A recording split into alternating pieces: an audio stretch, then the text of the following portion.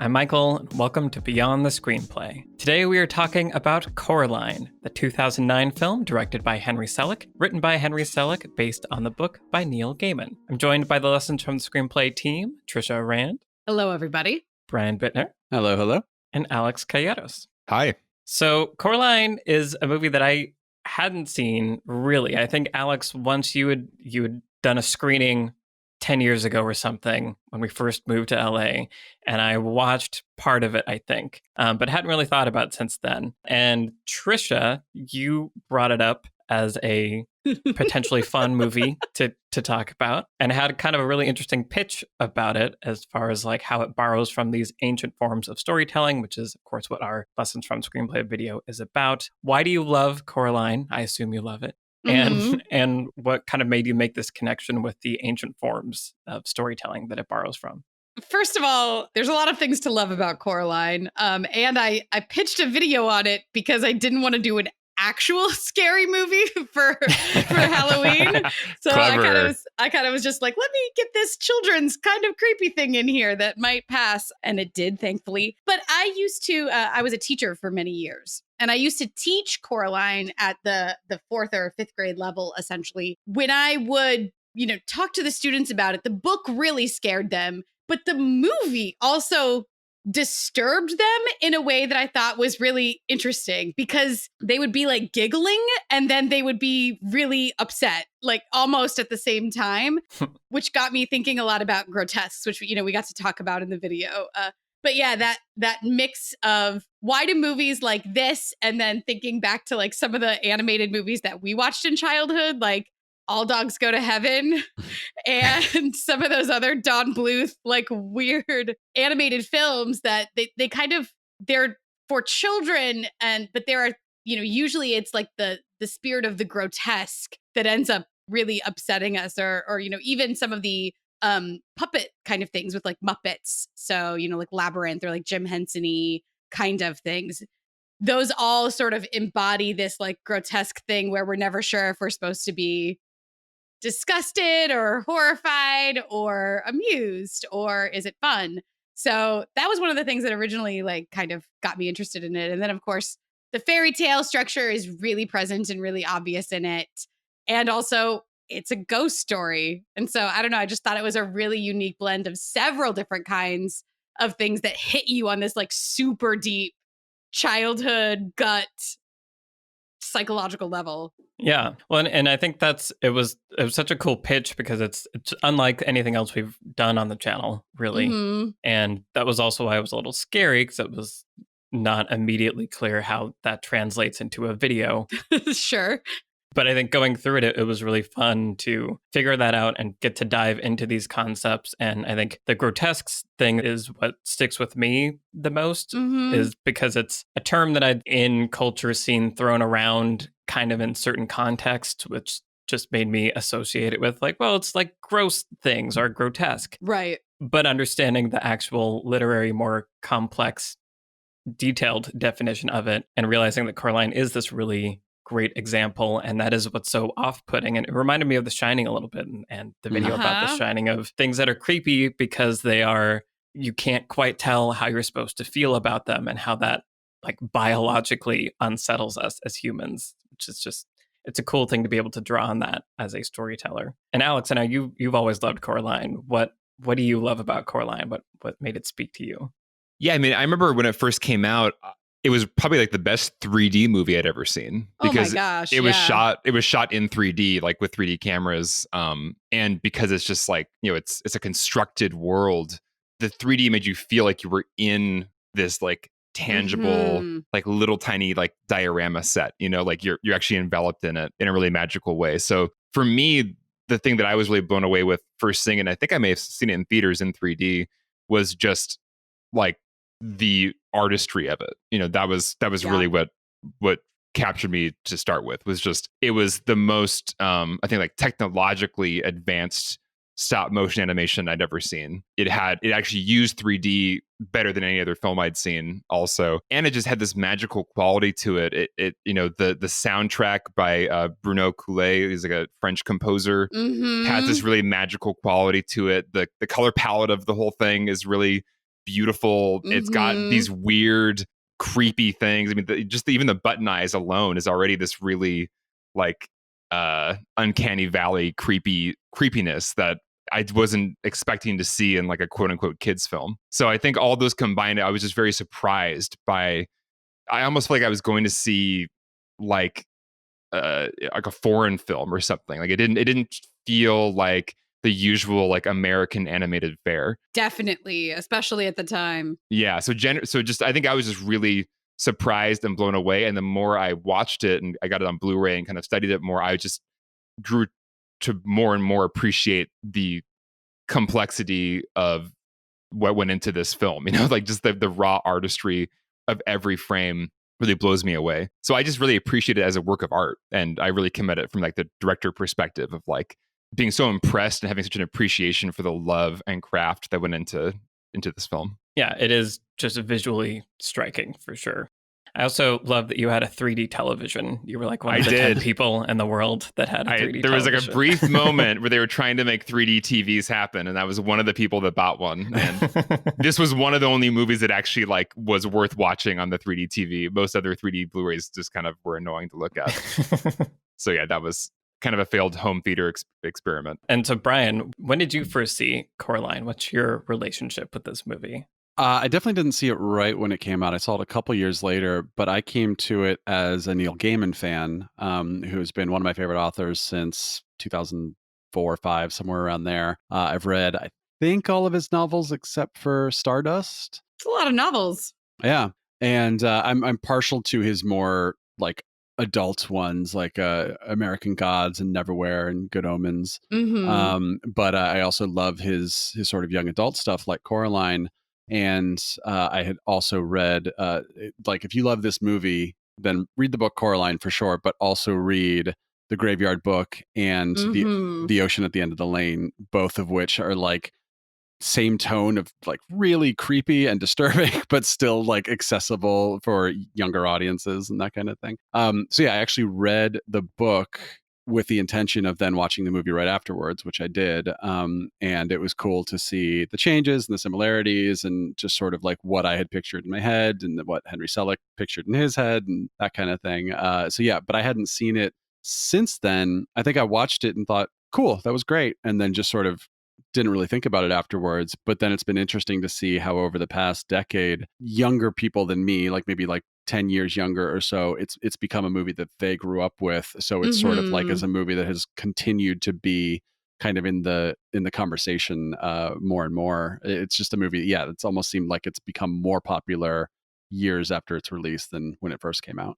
Yeah, it is interesting to see it have that life, because it for me, it kind of flew under the radar at the time. Yeah, it's been fun to go back and revisit it. I like it because it reminds me of The Nightmare Before Christmas. Of course. The animation style, which was one of my favorite movies, and I was obsessed with it. And so it's fun to see that evolution. And James and the Giant Peach.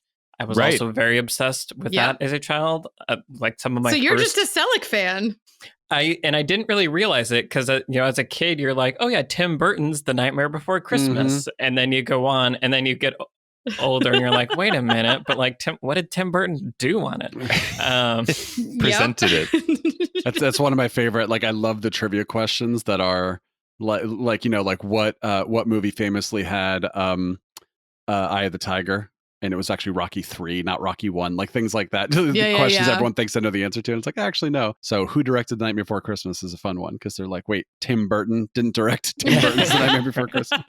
I've been lied to this whole time. Yeah, and just the stop motion technique is really neat to see and is extremely impressive. And as a kid, really captured my imagination. And some of the first filmmaking I did as a kid was taking my video camera and making stop motion films where you like hit record and then like got to hit record immediately after because there was no way to just record a single frame. I mean, I think what's fun about animation and especially stop motion animation is it really draws, if you're thinking about filmmaking and studying filmmaking, it draws your attention to the fact that film is just a series of images. And it's like the craft itself is like pointing that out of like we're telling a story by taking a bunch of pictures of models we've created slightly moving every frame. What's mind-boggling about it to me is just the planning that has to go into that, the technology that they used on this film to, I mean, there's amazing camera movements,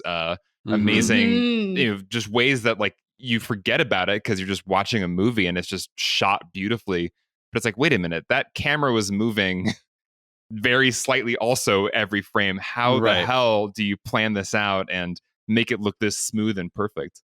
Yeah, my brain like literally can't process what I'm actually seeing. Like it's just processing like I'm watching a cartoon or something like that. It can't process like you are watching still frames that someone meticulously it's just, first of all, it's exhausting if you think about all the work that went into it, but also just like if you don't know, like if you haven't done stop motion yourself or whatever, like you just can't process that that's actually what you're seeing. But I also think that that's what that does give this movie a timelessness, like, talking about how it's sort of become even more popular over the past 10 years, because it's not going to ever look like a 2009 movie. It's always going to look like a movie that came out of itself. Like it's just like from its own crazy time period, unless like stop motion incredibly well. Like if you're extremely well versed, you're like, well, you can see they did it this way because in 2015 they invented the blah blah blah. Like no, for a normal person, Coraline's always going to look like a totally timeless movie, and I think that's great.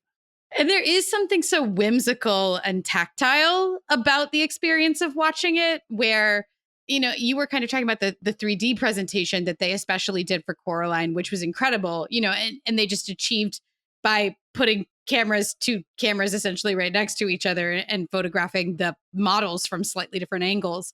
But there is this this feeling to it where you almost can touch the models, it feels like, or the fabrics, like everything is, because it is all handcrafted. I mean, I was watching some of the behind the scenes, and like they're making these tiny little costumes for the models, but like it's all being done by hand with these tiny little stitches for the buttons.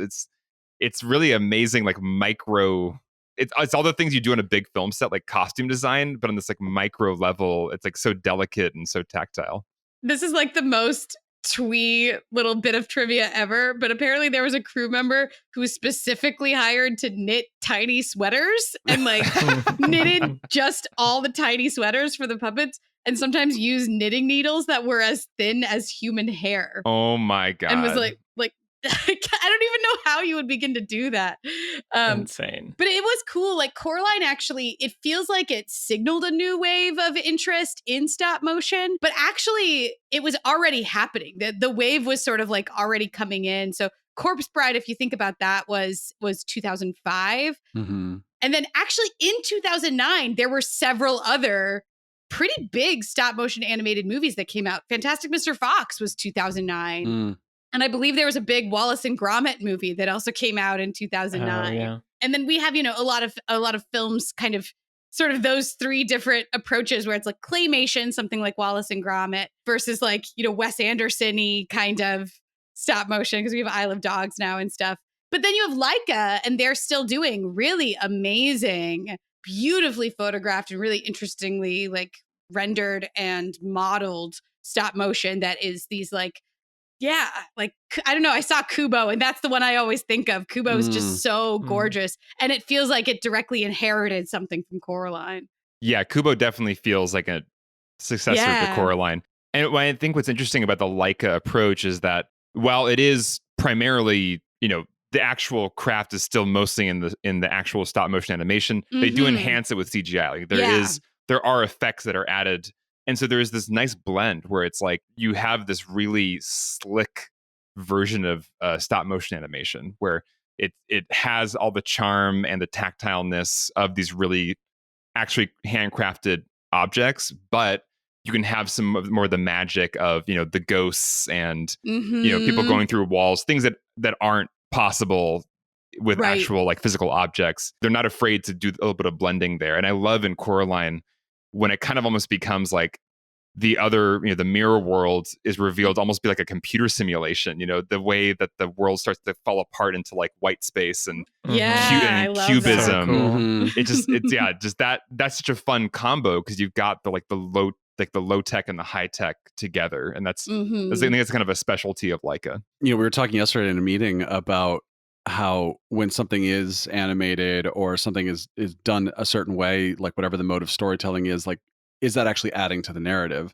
And I think Coraline, it's like literally these are doll people that she is meeting. Right. You know what I mean? Like if it was live action and if someone made a really good live action version of this, we'd be like, of course it's live action, but like having this version, it just seems ridiculous that anyone would try to do it any other way, because why would you not use literal dolls when you're talking about these like doll people with black eyes, lifeless eyes, like a doll's eyes? She should have known better if she had just seen Jaws. Jaws could work as a stop motion film, I think. Like, think about it. Like, that'd be kind of cool. Like in the style of Coraline. Yeah. Wow. I want to see that. One of the things I miss most about going to see movies in actual theaters are the conversations that happen afterward, when I get to process the experience with my best, nerdiest film friends. Me too. Yeah.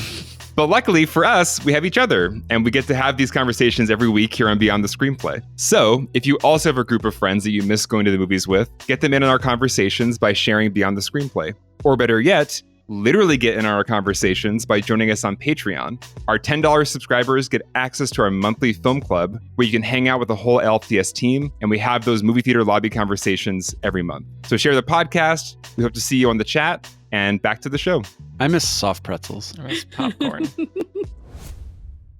It is the cool like meta thing, Brian, that really drew me to Coraline as an example of ancient forms, because while the filmmaking is also hearkening back to essentially the theme, it's sort of like a meta commentary on, we could have made this like very slick and very CGI and like the most cutting edge version of animation available, or even a blend of CGI.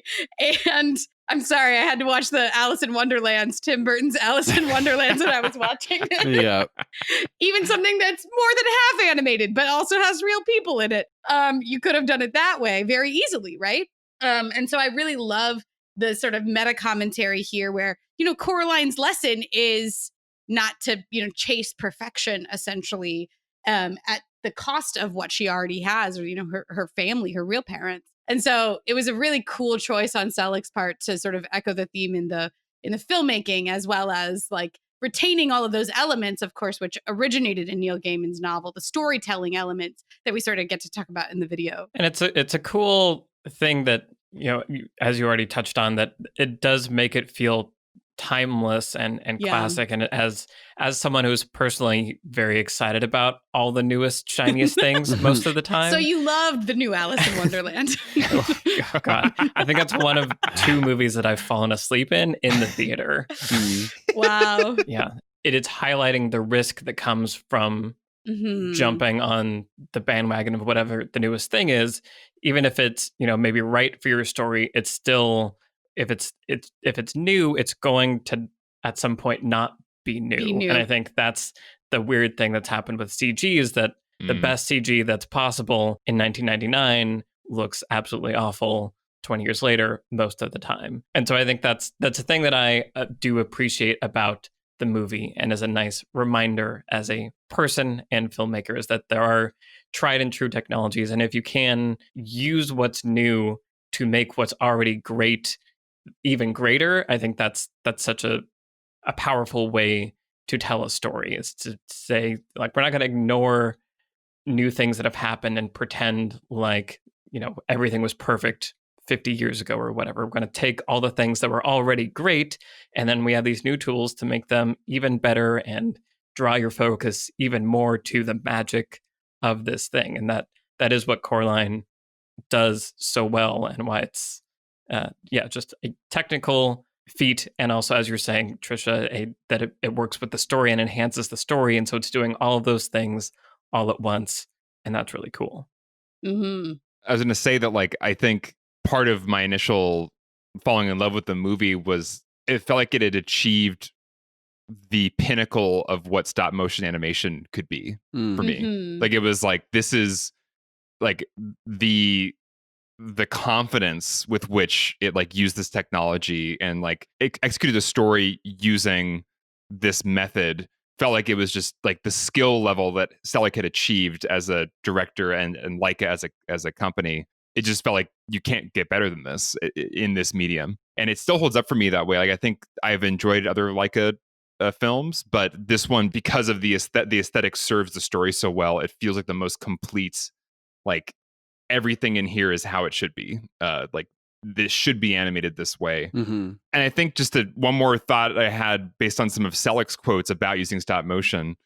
We left it out of the video, but part of his quote that we left out, when he talked about how everybody wants newer, better, faster, when selling a movie in the United States, he compared that to more of like I said, a European sensibility. Other countries don't necessarily always value the latest and greatest the same way that kind of media in the United States does. Like there's more of an appreciation for ancient forms in other countries.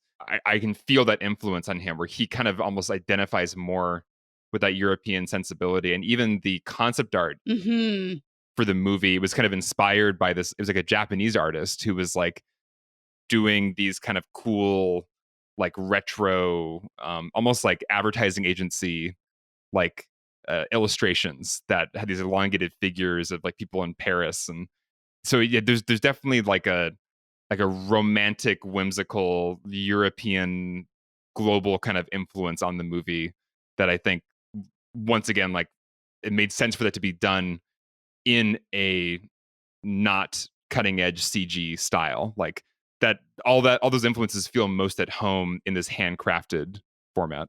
Mm-hmm. Yeah. And it goes back to something that we had a few different conversations about when we were working on the video, which is at several times in the script, I think, of the video, and just when we were discussing it, we called this a modern fairy tale. And I think it was Brian that was like, well, this isn't modern, or like, what's the difference between a modern fairy tale and a fairy tale, if other than like maybe it's set in quote unquote modern times. Mm-hmm. And I think that both the novel and Selleck's adaptation of it do a really good job of kind of creating a little bit of a time out of place feeling, where there is like a cell phone in it, right? And like they're in right. Laptops. She like looks, yeah, exactly. There's like laptops, and they're, driving in the car or whatever.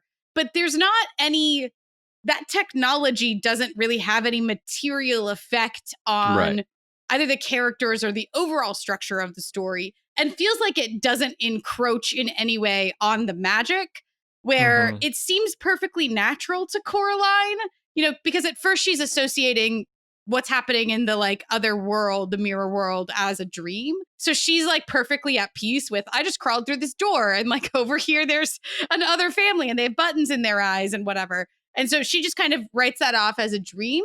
But to us, it doesn't feel, the animation like sort of sews everything together into this like modern fairy tale canvas, I guess, that feels like it is one thing, where the other world that is magical and this world that has technology but doesn't really need to have technology, those two things coexist in harmony for sure.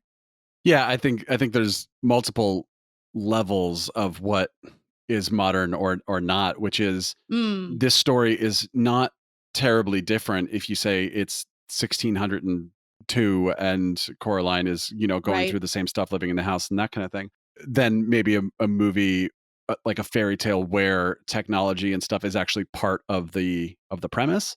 But where I think Coraline succeeds as a quote unquote modern fairy tale is the fact that because it's set in modern times, you can look at her as yourself. You can picture yourself going off and finding this weird house and living in it and then going on these adventures. Whereas if it took place 300 years ago, it wouldn't have quite as immediate. You wouldn't have quite as immediate connection with it, probably.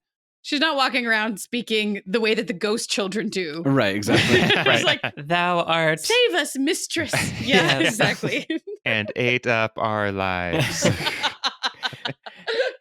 It is interesting that it does capture this kind of generically modern tone, and not generically in a bad way, but as you're saying, it's there is technology. He is using, the father is writing his plant articles. They're like plant bloggers. Her parents write for a gardening magazine. Yeah. It's a computer. It's not a completely modern computer, but it's not a modern computer. And like you were saying, the cell phone exists but isn't.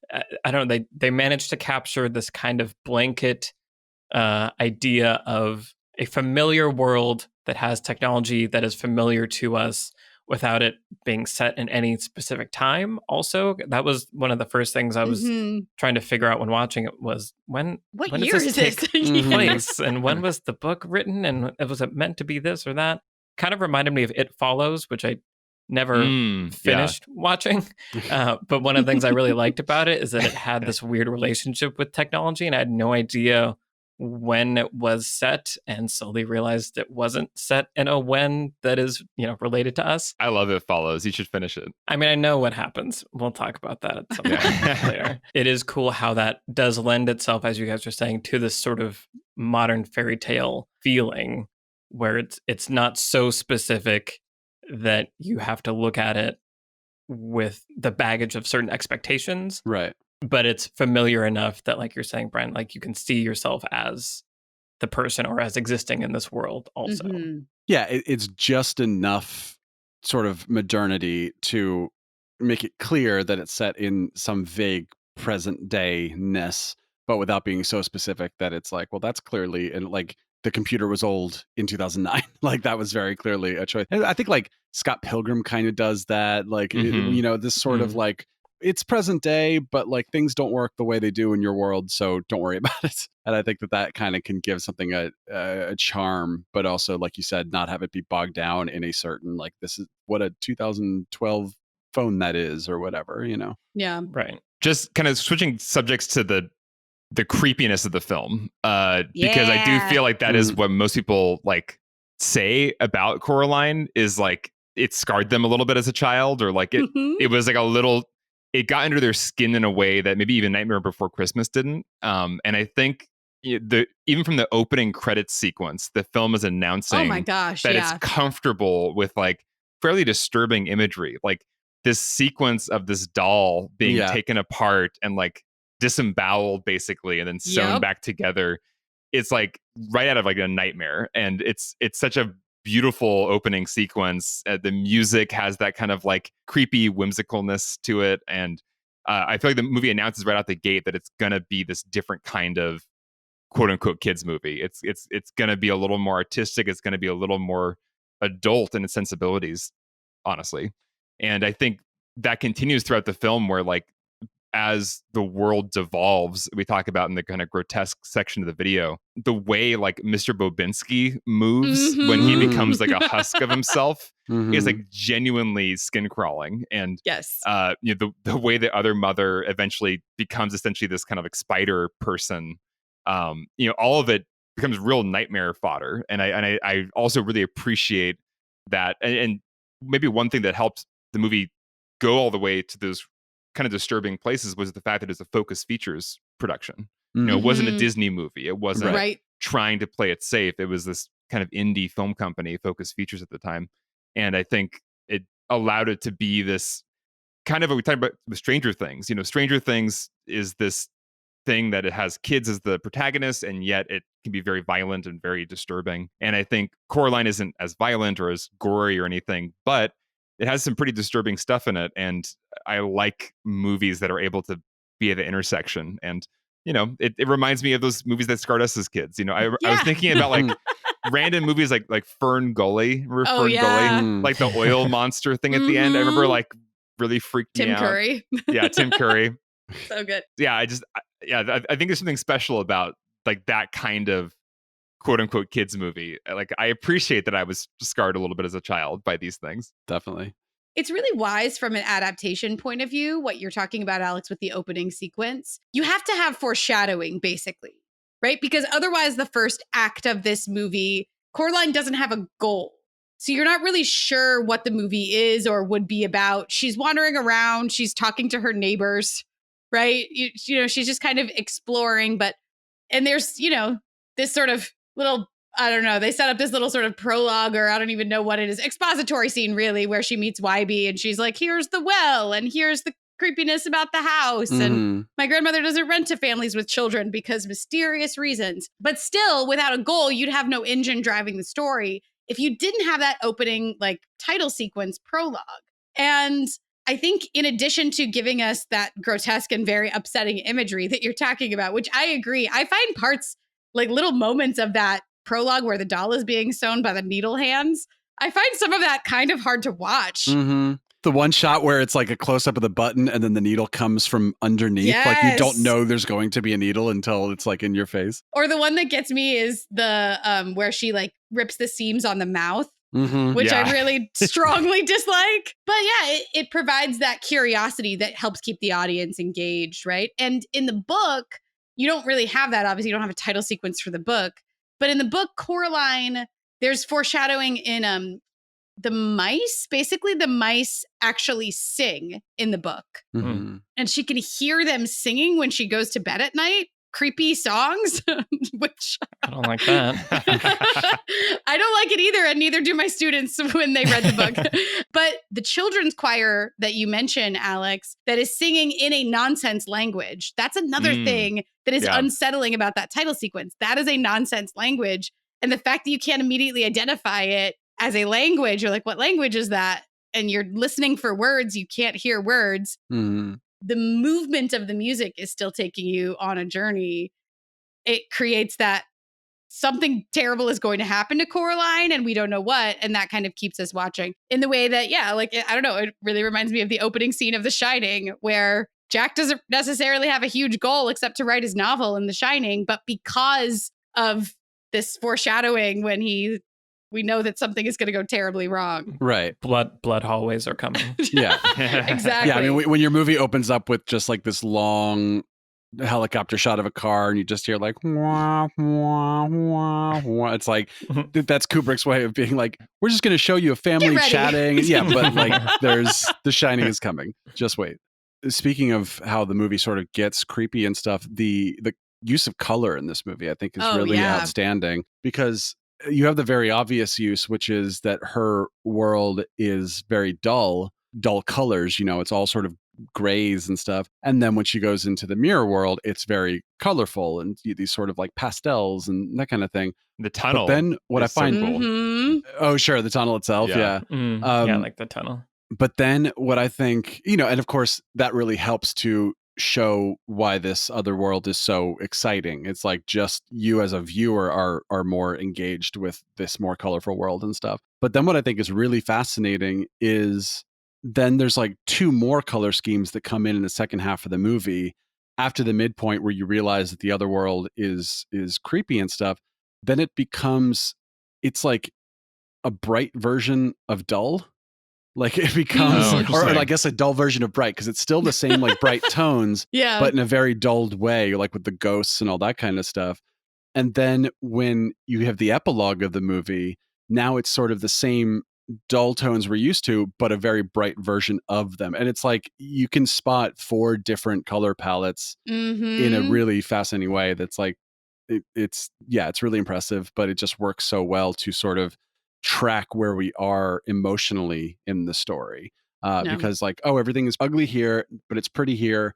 Okay, now the pretty stuff is starting to get weird and gross and everything's falling apart. And then now we're back in Happy World, which is now brighter than it was before. It's just, I think it's really impressive. I have the IMDb photo gallery for Coraline up because I was just searching through, and you can, just by glancing at the pictures from the color and the dullness, tell where you are. You know exactly where you are in the film. Yeah. Part of what has made this film so rewatchable for me over the years is that attention to detail, because even like in the costumes, like the other mother, she slowly becomes more spider-like even before she gets like tall. Like her outfit becomes this kind of like a dotted black and white dress with like a black widow spider, like red.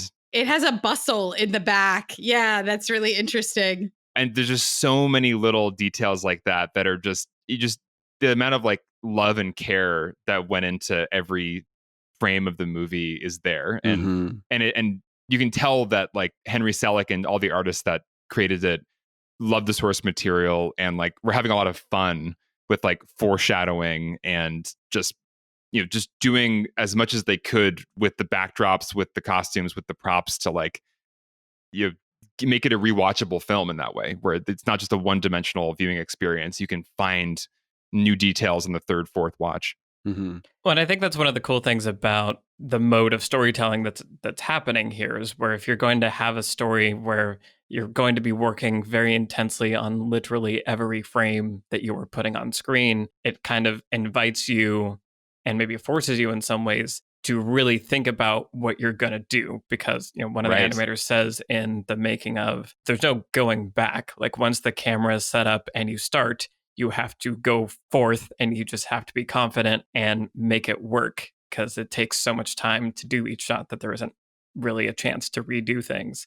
And so I think it forces you to, I would imagine, to do that kind of prep work, to consider all the design choices, all the little things, make sure the story beat that you're talking about needs to be communicated extremely clearly. So I think that's why it's another reason if you're a filmmaker and you want to learn filmmaking techniques, every shot had to be thought about infinitely.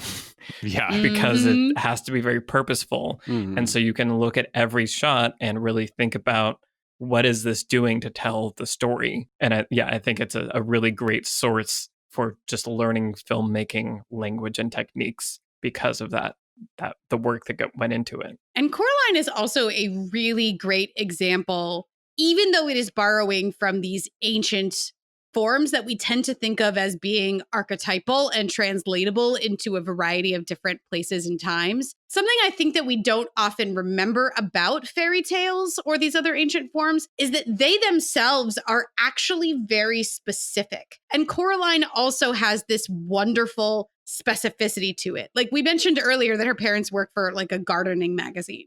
And we're like, that's oddly specific. Of course it is. But in the same way, think about, for example, Cinderella. There's some very specific story elements that you need to have Cinderella or to make it work, or that end up becoming sort of the memorable ingredients in what makes Cinderella Cinderella. So you have to have the stepmother, you have to have the evil stepsisters, the two evil stepsisters. There has to be kind of that number exactly. And then you have to have like the pumpkin that becomes the coach. And you have to have the mice that become the footmen. The specificity of the ideas in the fairy tale are kind of what give them their hook. And I think that Coraline is so awesome at that. And it's a really, really good adaptation of the book to actually make a lot of that stuff even more specific. So like in the book, her parents do work for a gardening magazine and everything. And the house itself is very similar in the movie to the way that it's being described in the book. And the specificity of the house is what makes Coraline kind of what it is, where it's this old Victorian house that's been broken up into 4 different flats. And 3 of them have been let, the attic and then one side of the main house and then the basement. All of those have been let. And then there's an empty flat on the other side. There's something very specific about the construction of this apartment complex that wouldn't work if it were, or just wouldn't be as iconic or capture our imagination in quite the same way if it weren't exactly that. And then the even greater specifics of the tiny door in the side of the drawing room wall that has the big black key that you need to open it, and you have to keep it locked, and there's only one key, right? There's all of these really specific rules that come together to make a fairy tale what it is, and Coraline is really great at that. Yeah, I think that if you think about shows or movies where people live in apartments and stuff, it's usually like you can hear them knocking on the walls or the floor, and like you open your door and their door is right across the hall and that kind of thing. And I think that would, in that regard, Coraline, the separation between these 3 apartments is nice because it makes you feel more alone. It makes her apartment feel like it's its own place. And when she wants to go to the basement or wants to go to the attic, she has to like go outside and walk around the building and go upstairs. Like it adds a distance there, which I think helps you feel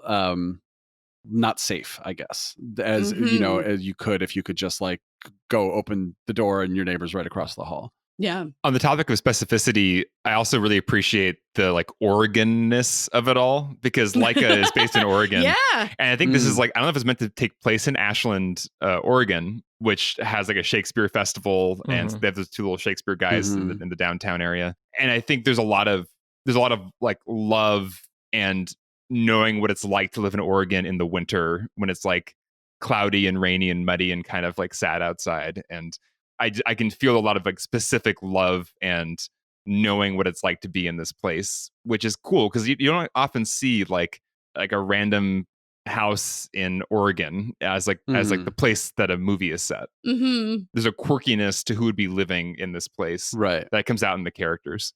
And the scenery is so gorgeous too. Like anytime you're outside, you can see into the distance, which obviously in stop motion takes a lot of work to give that feeling. And I like that there's a complexity that comes from that specificity also. So like you were saying, Brian, before, it is dull in her real world, but it's not like repulsively dull. It's not completely monotone. It looks like maybe it's just a cloudy day in Oregon kind of thing. And Coraline wants to go outside and wants to play in the rain. So it's not so black and white that it renders you not having to think about anything.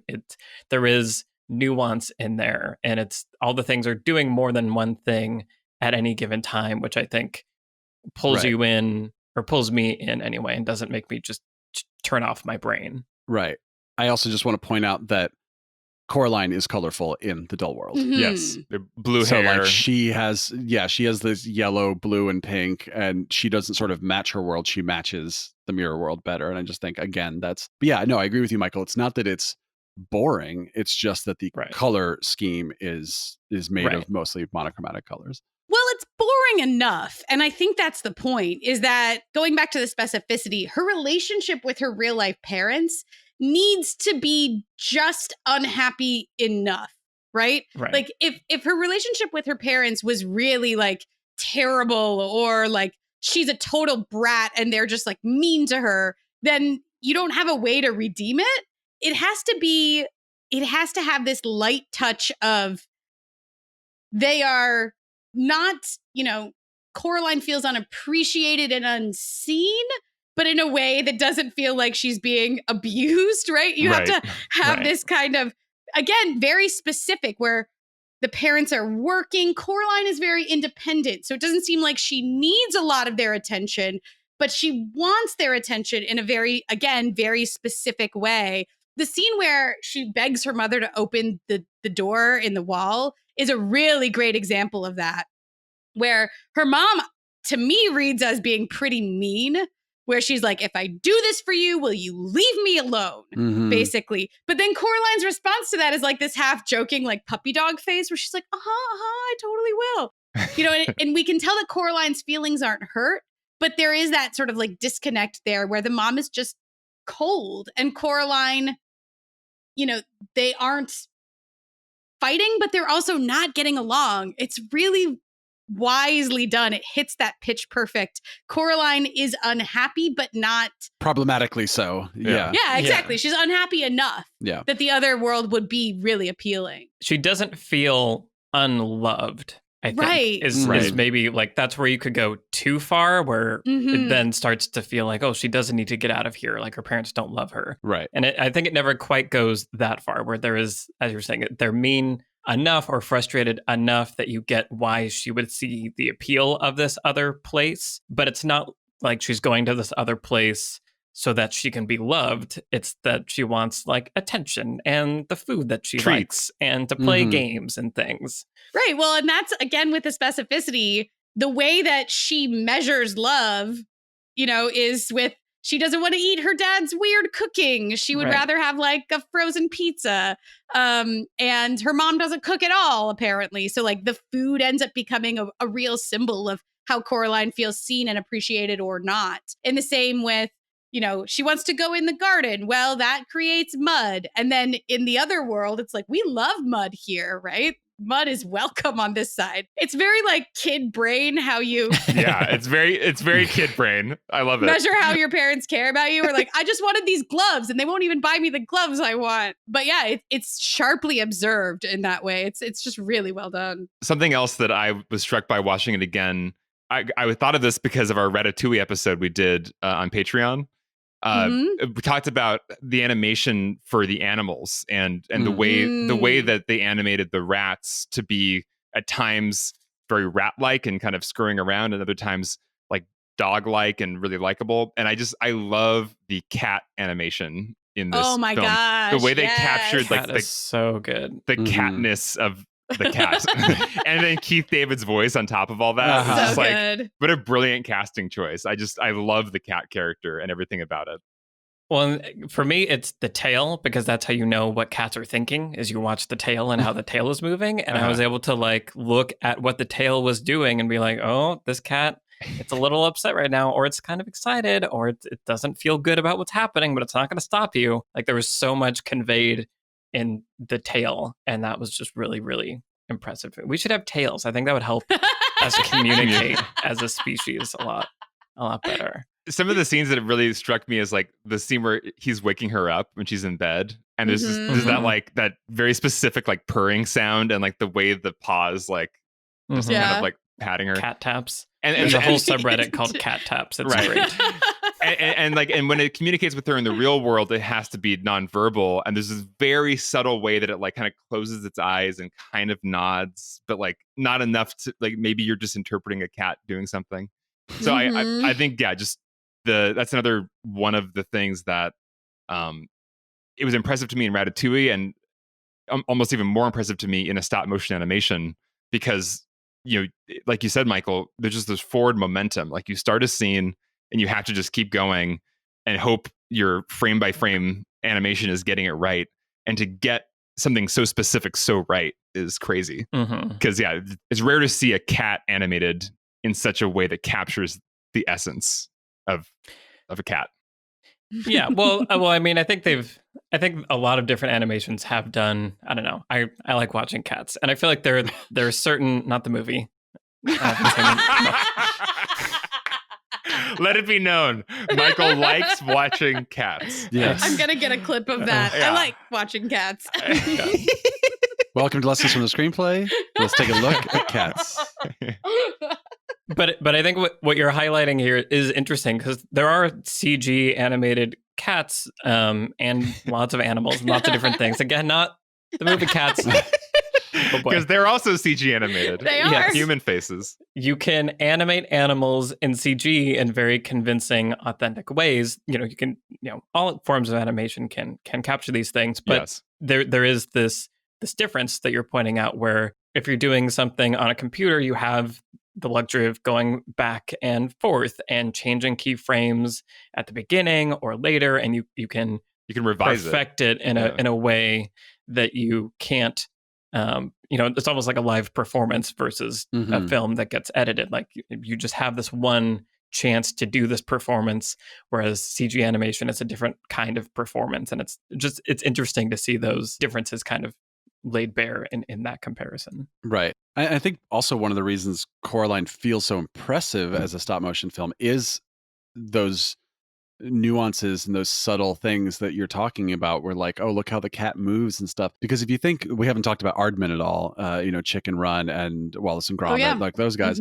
But if you look at an Aardman movie or a Wes Anderson stop motion, like they lean into the stop motionness. Everything feels sort of off and like sort of what we think of like the claymation of like the 90s, that kind of thing. Right. And there's nothing wrong with that, but they're very purposefully trying to make something that feels like this stop motion thing. And I think what's so impressive about Coraline is that it almost feels like it could be CG. Like, it's so fluid and stuff to a certain point where it's almost like, well, it would have been a lot easier but okay. Yeah.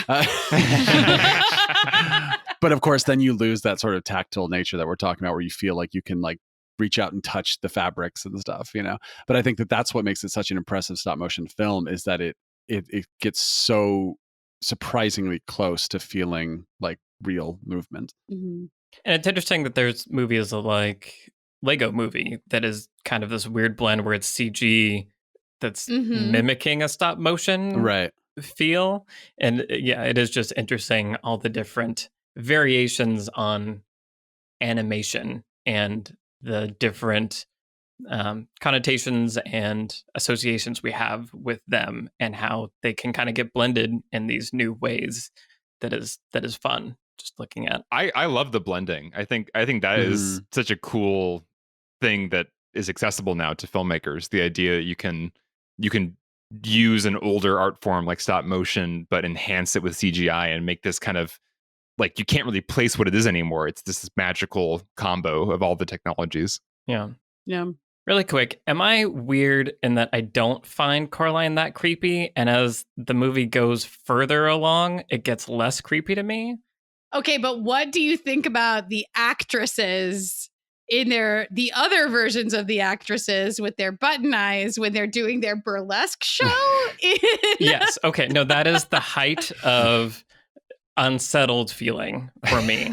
and even watching it this time, that was the time that my girlfriend was turned and was like, "Is this movie for kids? Yeah. What's happening?" What's happening? It's kind of like the feel that you have there. Like, that's the most potent moment, I feel like, of the grotesque of, I don't definitely know who this is for and what I'm supposed to be feeling about this. It's like, even if the breasts are gigantic, if you only show, 90% of them, then it's fine. It's still PG. Everything's like mermaid, cool. Yeah. Not a real person. Oh my gosh. It was always the part where my students were the most like, what?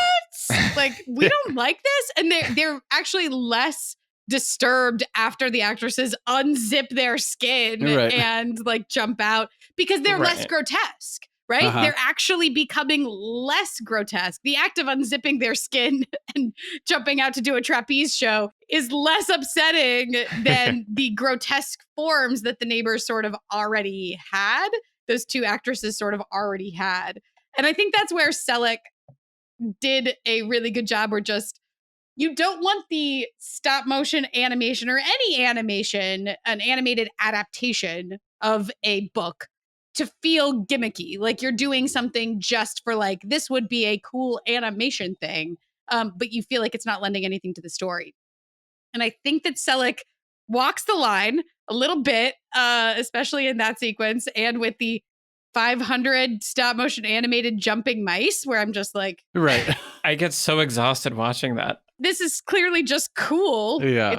Like, stop, you didn't have to do this. Like, I'm sorry. But it still is doing something in the story. And the grotesque imagery is still evoking, I think, a really strong reaction there. Yeah. Well, definitely. And I think what's cool is there's a nice symmetry with Mr. Babinski's show, which feels like this is the pinnacle of Mirror World. Like this, why wouldn't you want to live here forever? This is awesome. How cool. There's a circus in your attic. Right, exactly. And then right before the midpoint, right before the you're going to sew buttons in your eyes thing, is this burlesque show, which is sort of like, I mean, literally you have the unzipping and all that kind of stuff. Like everything is starting to feel wrong. The button dogs are in the audience and everything is bizarre. And I just think it's cool to sort of show use the neighbors as the sort of way. And then, of course, the symmetry is completed then with the second Mr. Babinski sequence, where he is like made up of rats. And it's like, now this is the most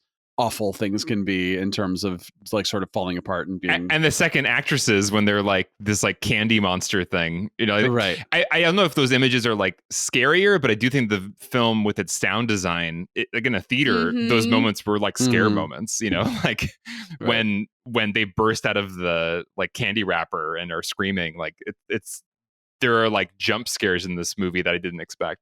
Definitely. Right. See, Mr. Babinski is a rat. Man, I liked him the most. Wait, the way he's like slinking around her. That's cool. I don't know. Okay. There's a difference between liking it and disliking it, and understanding that it is more screwed creepy up than. Yeah. See, it doesn't feel more screwed up to me, but because the way he moves and is like jiggling. Yeah, it's like kind of like smoother and cool. I don't know. I like dislike. And you also like the other mother when she becomes more what we were calling grotesque in the video. Yeah, I feel like she looks cool.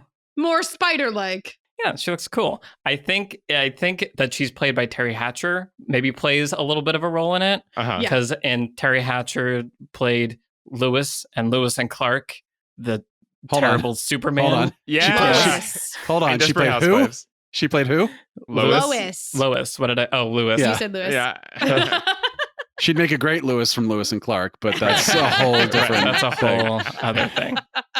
Also, why don't we go around and say what lessons we're going to take from Coraline? Brian, do you want to start us off? Yeah, we touched on it with as we were talking about the parents being not abusive, but sort of showing this just sort of almost carelessness, this neglect for Coraline. And I think that I really appreciate when a story sells why a character is unhappy, why they would take or do this thing that we wouldn't think they would do. You know, if you say like, oh, a little girl like finds a door to another place and wants to like leave her family and go live there, well, then it sounds like she just sounds like a jerk, you know. But like the movie does a lot of work to establish, first of all, just like I said, with the colors and everything, but also just she really just feels unhappy and lost and not really paid attention to and that kind of thing. So as soon as she steps through this door and there is actually a colorful, caring, sort of warm, respectful family, you buy why this is attractive to her, you know? And I think that there's too many, it's just very annoying in movies when it's like, why would you be with your boyfriend? Or like, why would you do this thing? Like, it just doesn't make any sense. And I think that Coraline just does a really good job of selling, making us feel what she feels, such that when she does this thing that feels sort of wrong, it makes perfect sense. Yeah. Yeah, it really reminded me of The Wizard of Oz in a variety of ways, where you get, you know, Dorothy in The Wizard of Oz wants to go somewhere. And so that's kind of the tension of like, she doesn't want to be on the farm and everything. But actually, you know, very similarly to The Wizard of Oz, you've talked about the color palette and talked about the, you know, mirroring of the other worlds, where you have the same actors, you know, playing the farmhands and then playing like her friends in the other world, which is, you know, in some ways a very similar kind of Alice in Wonderland-y story.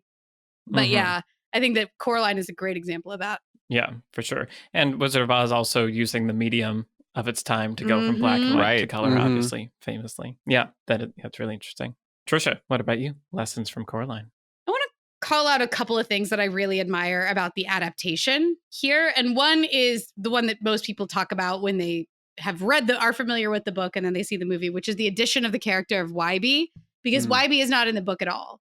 And it is just a really smart, basic call, but seems like such a huge deal to add a character, because you have this, you know, constellation of characters that are interacting in really specific ways already in the book.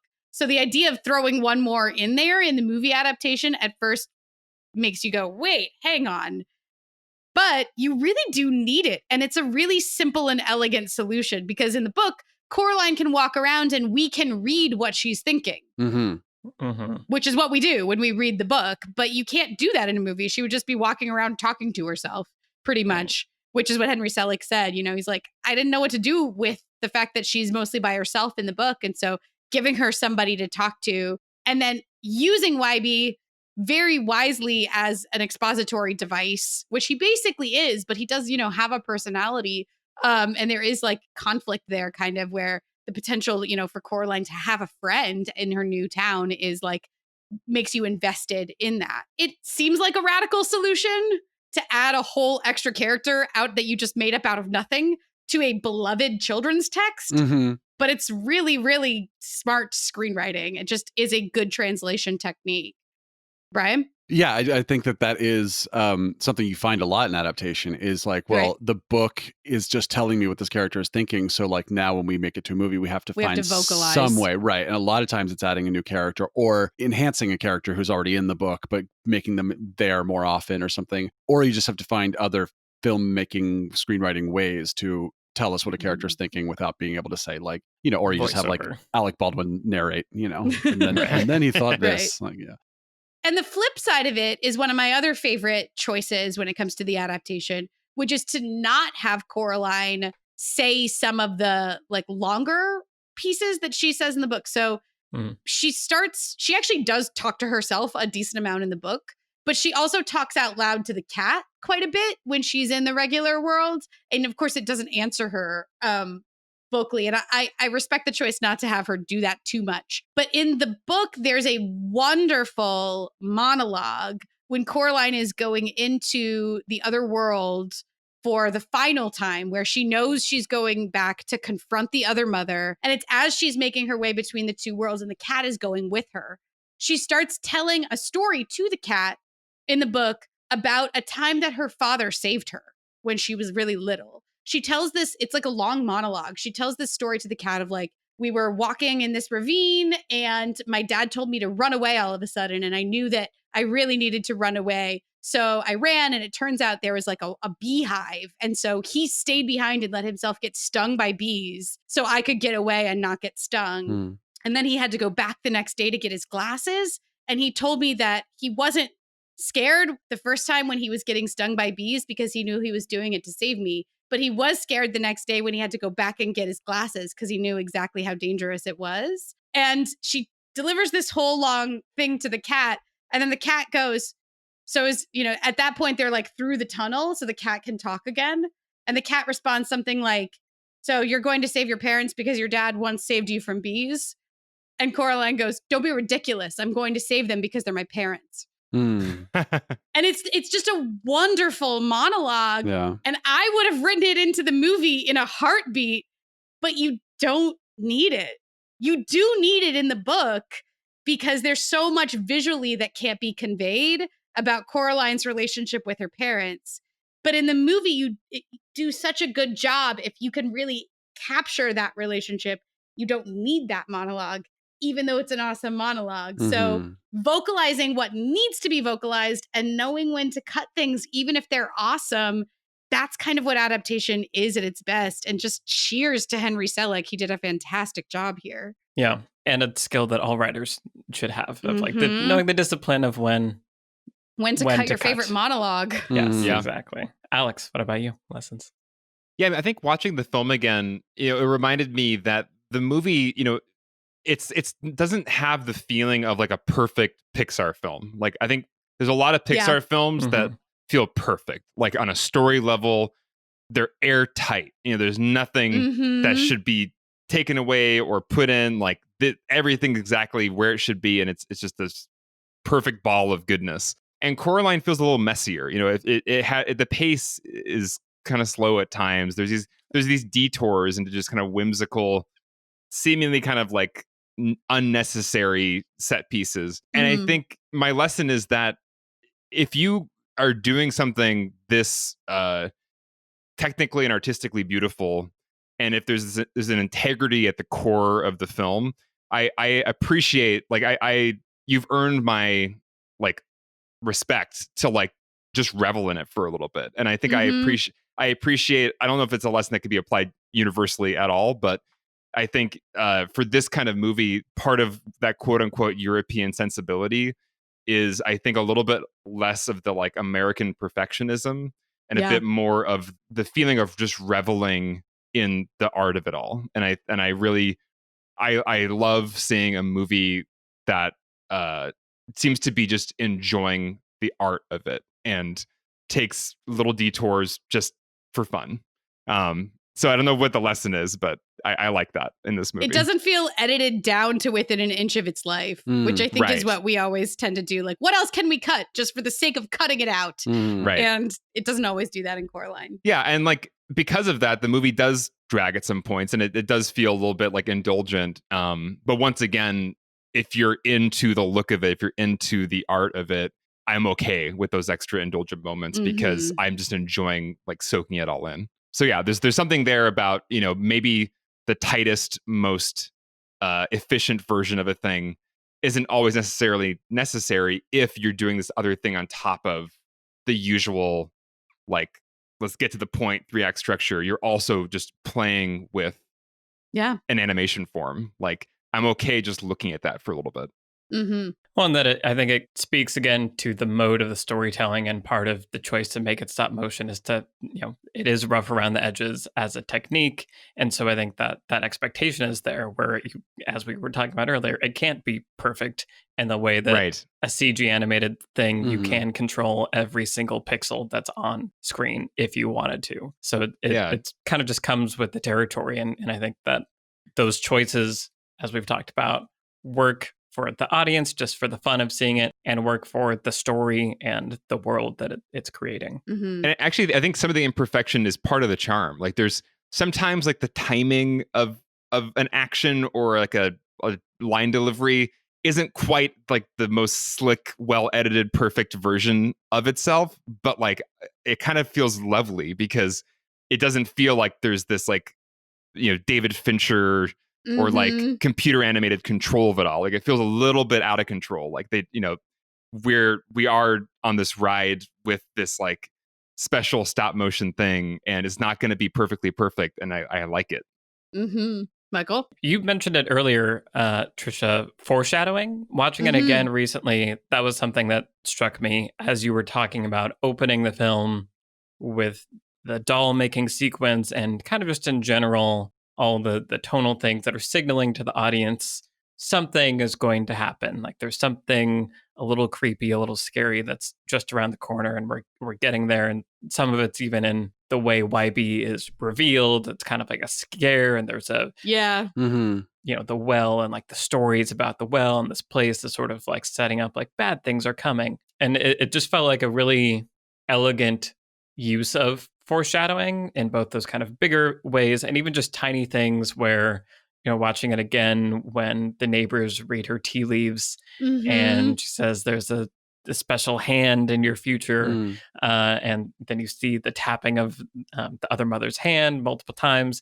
So little things like that feel like they are doing more than simply being Easter eggs or like neat, but they are introducing imagery and associations subconsciously to the audience. I think that's my favorite kind of foreshadowing, is that it's not there just to be neat, but it's a signal, I think, also of a thoroughly thought out film. Like I'm reminded of the Paul Thomas Anderson quote that I think I've talked about before, but writing is like ironing. You move forward and then go back until you've smoothed things out. And I think this kind of artful, disciplined foreshadowing is a signal that this is a story that has been well ironed.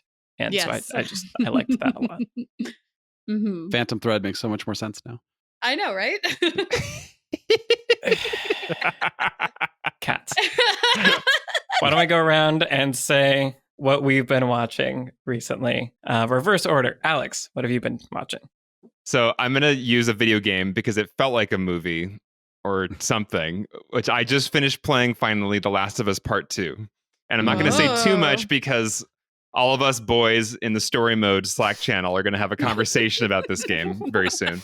They've been waiting for me to finish playing it. But I will just say that it was one of the more powerful and interesting video game experiences I've ever had. And part of the power was just how advanced the narrative storytelling has become within this medium. Like Naughty Dog, the developer, Neil Druckmann, the director, like they really have taken it to a next level.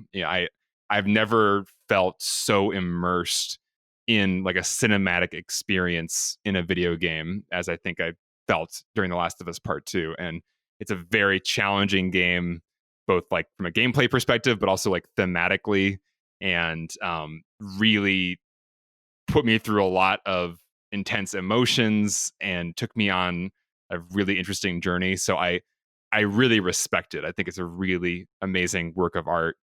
It's controversial. It's definitely not like a crowd pleaser, but I think that I like those movies a lot of times. And I think, I remember there's a movie that I saw at Sundance in 2011. It was one of Denis Villeneuve's early films, Incendie or Incendies. And we probably told the story before, but I thought it was the best film I saw at Sundance that year. I took Michael and a bunch of other people to go see it when it came out in theaters. I'm like, this is like the movie. And it's a very dark movie. It's a very feel bad movie. It's about cycles of violence and, revenge and how everything ends badly for everybody. And I just thought it was an amazing film about those themes, but it's a feel bad movie. And, like I also love Prisoners, another one of Denis Villeneuve's movies, very feel bad movie. But when it feels like it's thematically doing something interesting with this unsettling content, I'm down for it. And I think Last of Us Part 2 met that benchmark for me. So even though it was not a pleasant experience for much of the ride, I appreciated it a lot. Nice. Awesome. Trisha, what have you been watching? So I watched a documentary that has just been released on Apple TV. So it came out in 2020. But it actually won the Grand Jury Documentary Prize at Sundance this past year. It's called Boy State. And it made me think of you so much, Alex, because I think you'd find it so interesting. But it's about, so every year the American Legion, I think in just about every state, has this program where they bring together youths, like mostly 17-year-olds from around the state. And they have like a summer camp kind of that's also like a mock government kind of thing. And so, and they separate the boys and girls. So they do girls state and then they do boys state. Oh, fascinating. More than 1,000 in this particular documentary, which is about the 2018 boys state camp in Texas. And it's like 1,200 17-year-olds boys trying to do like state government basically for a week, where they like they divide everybody into two political parties that have like fake names. They're like, you're the Federalists, you're the Nationalists, and you can figure out your own party platforms. We're not going to tell you what you guys believe in. And then you're going to like elect a party chair, and then you're going to like have a governor's, like you're going to select candidates for governor, and then you're going to have at the end of the week, we're going to elect a governor between these like two political parties and whatever. It is a really interesting, really well-made documentary about 2018 boy state in Texas. And it's super fascinating because, you know, it's Texas. So the vast majority of these boys are very conservative and like have incredibly conservative. And so like a lot of the conversation is about like gun control and abortion and like these sort of like very incendiary issues. You know, you have 17-year-olds kind of debating these things and like sort of what's important. And then there are some like progressive young men as well that are kind of like in the lion's den at Boys State. And it's about essentially a few different people that run, a few of these different young men that run for governor, quote unquote, governor at Boys State. It's just really, really interesting. It is a great watch. It's directed by Jesse Moss and I can't read my own handwriting. Amanda McBain, I think. McBlain, maybe. Anyway, it's on Apple TV. It's a fantastic documentary, Boys State. If you like want to watch something political, won't. Smaller scale. Yeah, on a smaller scale that has fewer consequences. Watch Boys State. Awesome. Cool. Brian, how about you? So I watched Ratched on Netflix. Oh. The Ryan Murphy prequel to One Flew Over the Cuckoo's Nest, which basically the only thing it has in common with One Flew Over the Cuckoo's Nest is that she is a hard-nosed, manipulative head nurse of a psychiatric hospital, and her name is Mildred Ratched, and it takes place like 10 years before Cuckoo's Nest. That's basically it. Like everything else is just like, let's go crazy with this character and do whatever we want with her and not really worry about the tone or anything to do with the source material. But it's Sarah Paulson as Nurse Ratched, which is why I was excited about it. Yeah. Who of course is fantastic, as she always is.